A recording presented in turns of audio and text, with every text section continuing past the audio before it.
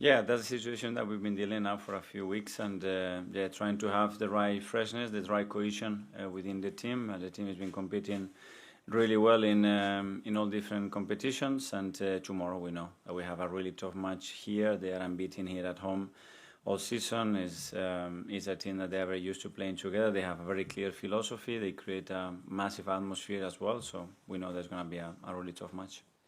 It's now been announced that your Carabao Cup quarter-final is going to be played on the 23rd of December, which is just 2 days after you have a Premier League match. We spoke to Leandro Trossard, just the difficulties of that, but how challenging is it for you to prepare a team in such a short turnaround? Yeah, well, hopefully then they will move our Premier League match, because to play 2 days later doesn't make any sense, obviously. So we will now decide the date. I'm sure they will change the Premier League date as well. Sam from Sky.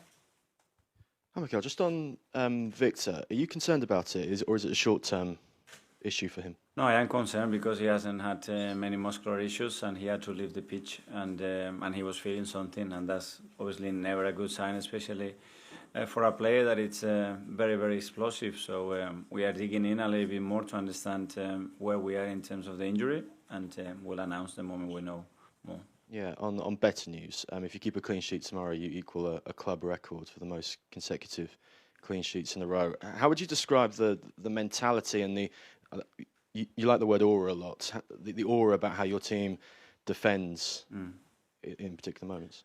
Well, very good at the moment. Obviously, I think the collective organization is very, very strong, and then the individual behaviors of players to defend with such an energy, intelligence, and aggression every ball, obviously is something that has been key for our success. Yeah, and how important has Gabriel Heinze been to that? Because you see the videos online, he's quite intense with that backline, the way he gets them into a huddle before the game. What's the impact he's had on this team? It's the whole team. Obviously, every member of staff, every player brings something to the table. That's something extremely collective when you talk about the numbers that you're talking, and everybody has to bring his piece. Gabi's done it, all the coaches do the same, and especially the players who at the end have to execute what we want.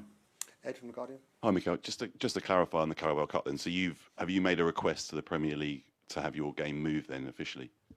I leave that to the club. I think we're very clear where was the best thing, the most logical day to play. They bring a different date, so I'm sure we'll have to adapt to that. But if you do have to play it, do you think it's the sort of thing that could really be a disadvantage for you in the long run over the course of the season, because 2 games in 3 days? I think, as I said today, I'm sure we will apply the principles of, first of all, is the players, then is the supporters, and then the times that we need to have equality and the same chances for every club. So hopefully it will be fair. Charlie from The Sun. Mikel, could you ask you about Victor? How is he in himself? I mean, he must be gutted. I mean, he's carried on. He's battled through, started to make a difference, had his best 45 minutes for the club, and now this. I mean, how is he? Well, obviously he was very disappointed after the match with what he felt, but this is part of football. At the end, if you expect a linear line, everything going up, it's not going to happen. And if he's got something, he's going to have to deal with it. We'll help him to do that. As you said, he was in a really good moment, in a really good form. It's very important for the team. But for tomorrow, we don't have him. So that's it. Isan Delima. Hi, Mikel. It's just Arsenal and Inter Milan in this competition that have yet to concede this season in the Champions League. How impressive is that, and how much of a good start has that been the foundations to everything else? Yes, of course, it's a huge platform to win games, and the difficulty of that in this competition, and when you are playing away, even more so. We know that tomorrow we're going to face a really good challenge here, and it's a team as well that they are very intense, very direct, very vertical, and we're going to have to be really good to achieve what we want. And just one on the Carabao Cup fixture. You guys obviously wanted it for December 16th, and it's now December 23rd, it looks like. Even though with the squad depth you've got at Arsenal, how concerning is it that despite the schedule and the fixtures that you could potentially be forced to play 2 in 3 days? Does this not concern you despite the depth? We have 7 players out, so I don't know what depth we're talking about now, because we're missing a lot of players and a lot of front players. So if we continue to do that every 3 days, we want respecting again what we discussed previously, that in our opinion it's the most important part. Art? Hi, Mikel. Just on Victor, you said it was a muscular issue. Which muscle is it? What part of the body? I leave that to the doctors. They will explain. I don't want to talk anymore. We are here to talk about tomorrow's match and the players that are available, and we'll see in the next week or so. Okay, and Alex Oxlade-Chamberlain was back at the training ground with the academy. I was just wondering if you could speak about what you remember of him as not just a player, but as a person, and what he could bring.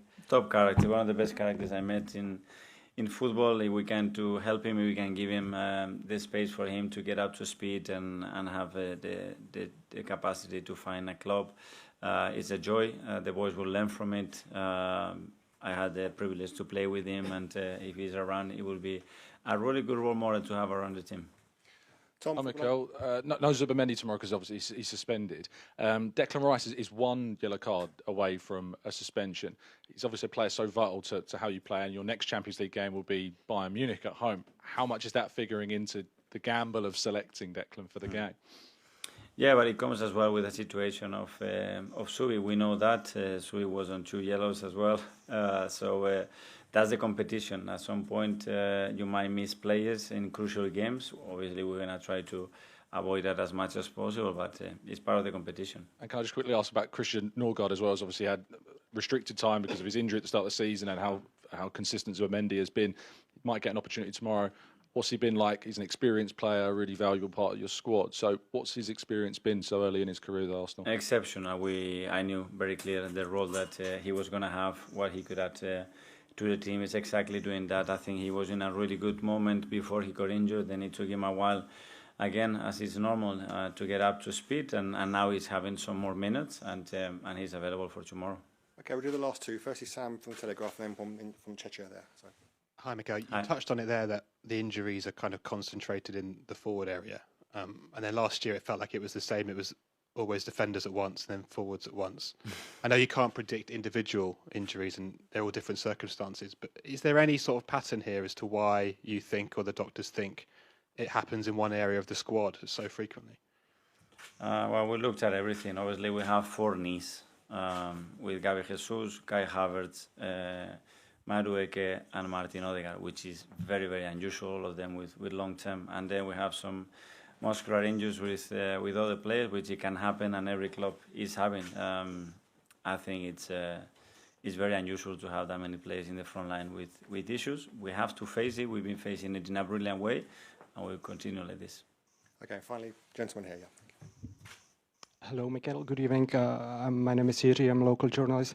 I have a maybe more personal question because you are in Prague. So I was wondering if you are in touch with Tomáš Rosický, your former teammate, former colleague from the team, your friend, maybe to ask some advice about Slavia, maybe to arrange a meetup tomorrow somewhere in the city or something. Yeah, we'll try to see him.